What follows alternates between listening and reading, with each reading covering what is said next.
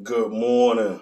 All praise to the Most High for blessing us to have Sabbath and to be able to rest from 6 days of work. Today, I want to bring out financial literacy according to the scriptures. A lot of people are not familiar with the apocrypha or the teachings thereof, so we're going to start the day with Sirach, okay? Sirach has a lot of great financial information.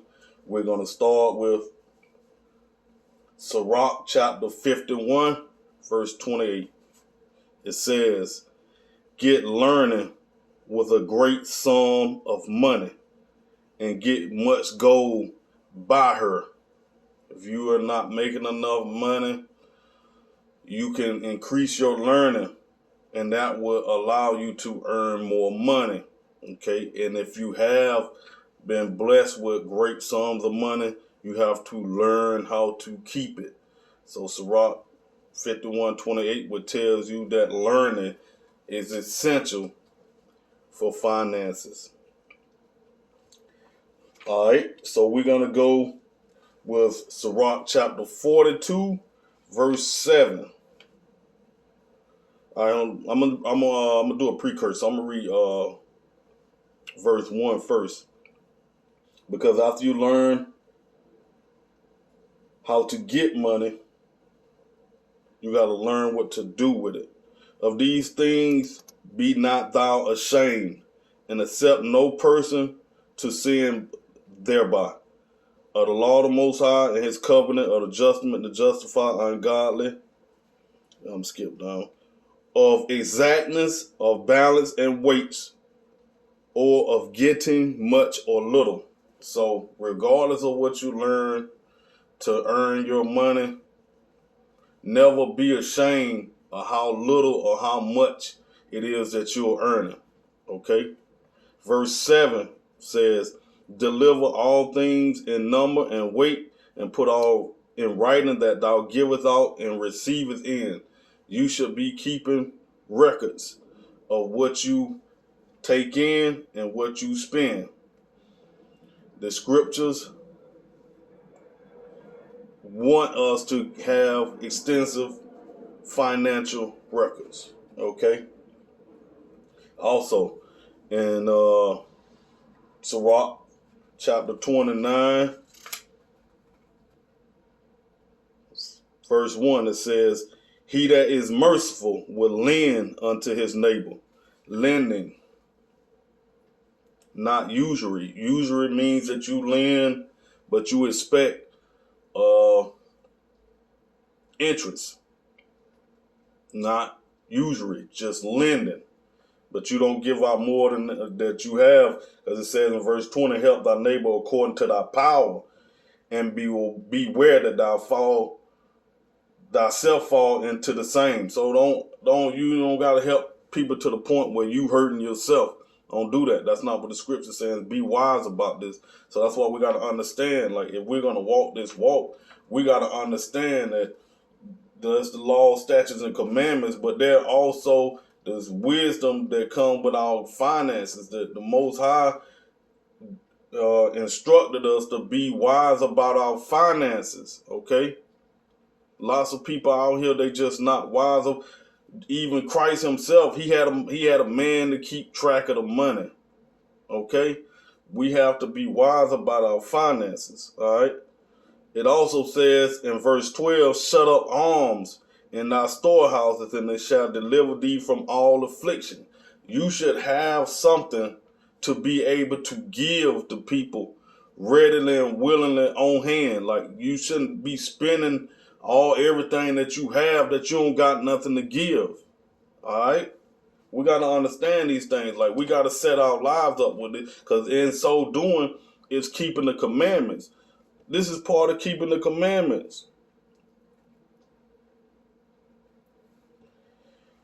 Now, once you start making money, you got to set money away to be able to give, and you got to have money on hand. You know you got to keep good records of your money. If you're a mature adult, you want to have a house, all right? Because the scripture says better is the life of a poor man in a mean college than delicate fare in another man's house. For it is miserable. It's a miserable life to go from house to house. For where thou art a stranger, thou darest not open thy mouth. You can't disagree with nothing in somebody else's house. Bouncing around from couch to couch to couch. You should have your own place. As a working man, if you don't got a job, you need to learn something. Find out how to get it. Okay? These is the financial advice from the scriptures. All right? Well, you find out how to get you a house. Many people, they want to jump right into home ownership.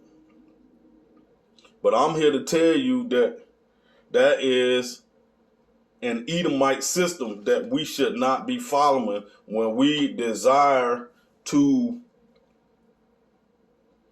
put a down payment on a new car and make the payments, put a down payment on a house and pay off a house that way, because the scriptures do not justify that. That is poor. That is worldly thinking. All right, reap the benefits without putting in the actual hard work. Okay, the next verse that I'm going to give you destroys the credit minded people. All right. Don't come to me talking about your credit score and you walking this truth, because I'm gonna make it.